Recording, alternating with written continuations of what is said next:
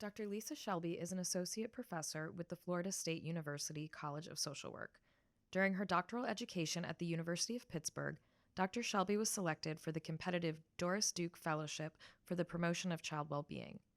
She is the current co-editor-in-chief of the Child and Adolescent Social Work Journal.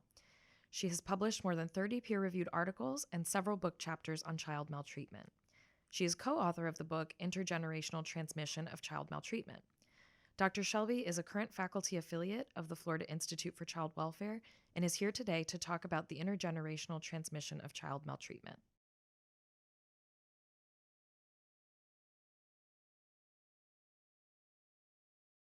The intergenerational transmission of child maltreatment is the basic idea that someone who experienced abuse or neglect as a child grows up and abuses and neglects their child. So to make it concrete, you have two siblings. You have Johnny and Janie, and when they were little, they were abused and neglected.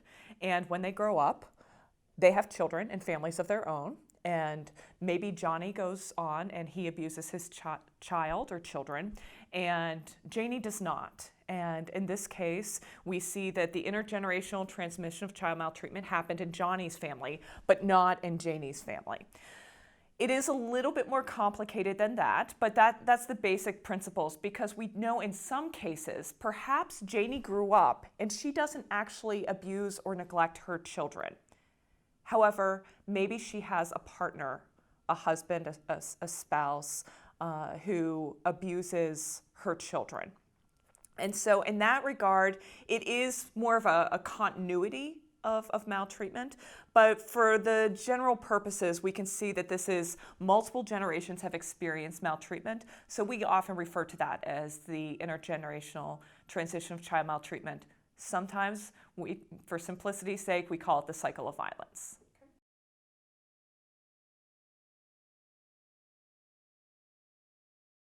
What we know about the intergenerational transmission of child maltreatment is actually that it is not a given. So most children who experience maltreatment do not go on to maltreat their children. So experiencing abuse and neglect in childhood, it does not mean that someone is going to grow up, become a parent, and abuse and neglect children. However, that in the popular media, in our popular view, is that we believe that's the case. We know that that's a parental history of child maltreatment is a risk factor. We also know that it may increase the likelihood, but it is not a given. There are plenty of people who abuse and neglect their children who were not abused and neglected as children themselves.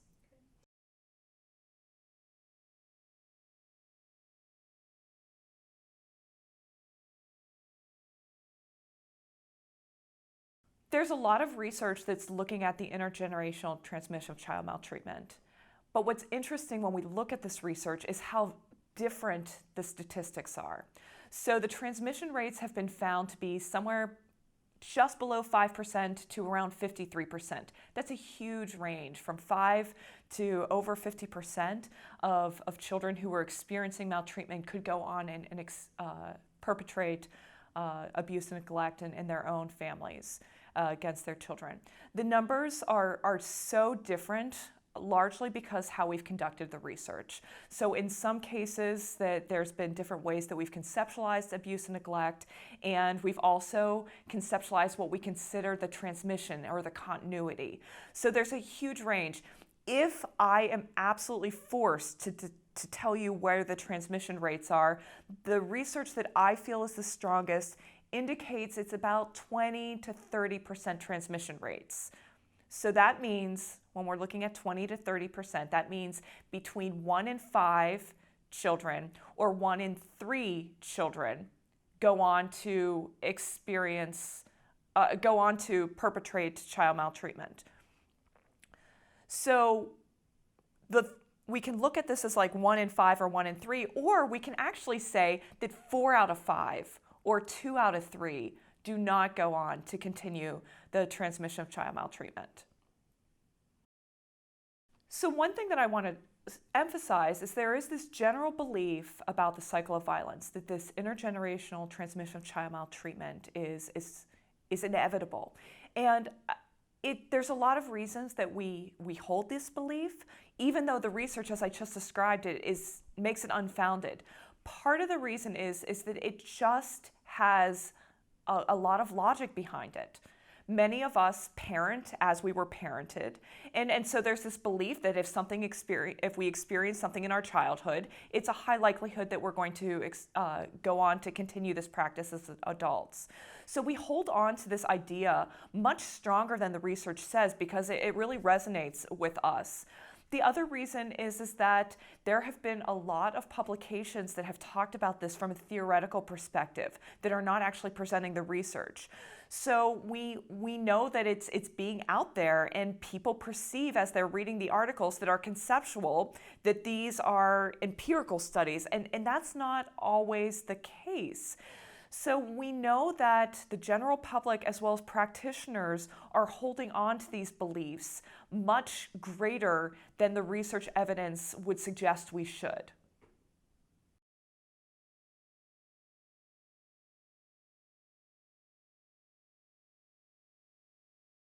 We know that there are individual risk factors for the continuation of child maltreatment. We know that at the individual level, parental history of child maltreatment, yes, one factor. Complicating with this is looking at those who have a history of exposure to intimate partner violence.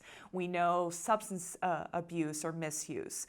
We know that specific personality characteristics or coping skills. We also know that early parenting, so the age at the child's birth of the parent, and younger parents are more at risk for continuation of the child maltreatment across generations. So we know the individual factors. We also know that there are family factors and ongoing family patterns, and we know that it's more likely to see the continuation or transmission of child maltreatment when parents are living in poverty and that there's a certain neighborhood context. So we know these risk factors. We also know the protective factors as well. So practitioners can take the knowledge that parental history is a risk factor, a parental history of child maltreatment is a risk factor, look at some of these other risk factors, and also focusing on the protective factors to really get a better picture of what we need to do to serve families in our communities.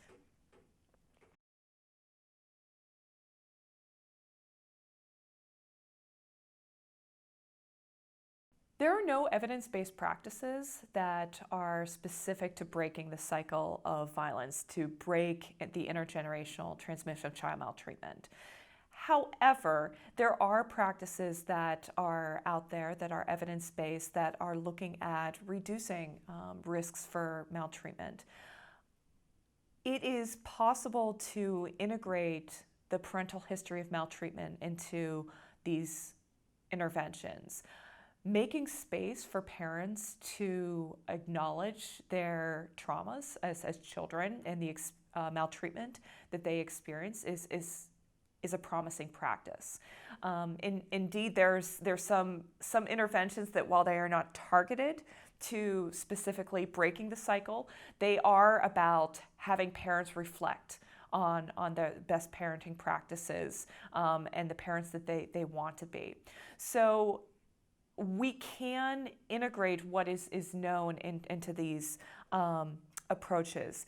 It is important, though, that we don't become deterministic, that we don't assume that someone who's experienced maltreatment as a child is going to need a whole range of services. It is absolutely imperative that we do not use a one-size-fits-all approach. We are going to need to tailor this to the individual parent's needs and make sure that what they need is met so that they can break the cycle of abuse and neglect.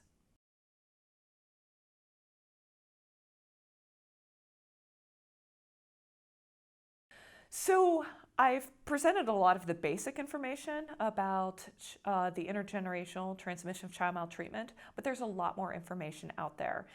In fact, I have co-authored a book with Jennifer Geiger, and the book, titled Intergenerational Transmission of Child Maltreatment, provides much more in-depth information about all of the topics that we've talked about today. It also looks at a theoretical framework for understanding this. It really dives into the different risk and protective factors and offers some ideas about where we need to go in the future for both research, practice, and policy. So that is one resource that is for learning more. One resource to learn more information about intergenerational transmission child maltreatment beyond what I've talked about today is available through the Child Welfare Information Gateway. The publication, titled Intergenerational Patterns of Child Maltreatment, What the Evidence Says, is all about the overarching issue, how we can think about it, and how this could be incorporated into practice. And it is available on Child Welfare Information Gateway's website, which is childwelfare.gov.